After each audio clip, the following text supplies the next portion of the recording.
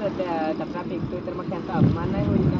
हो तुझं बरोबर आहे, पण सगळ्या लोकांनी कचरा फेकलाय. सगळ्या लोकांनी त्यांची जबाबदारी पार नाही पाडली, पण आपण आपली जबाबदारी पार पाडायला पाहिजे. तर बरोबर आहे, या पाण्यामध्ये जाण्यावाले मासे पण त्यांना त्रास होईल. हो बरोबर आहे तुझं. या पाण्यात खूप सारे मासे राहतात, त्यांनाही त्रास होते. जर आपण सगळ्यांनीच असं प्रदूषण केलं तर आपल्याला त्रास होईल, आपल्या पिढीला त्रास होईल, समोरच्या पिढीला त्रास होईल. असं प्रदूषण करत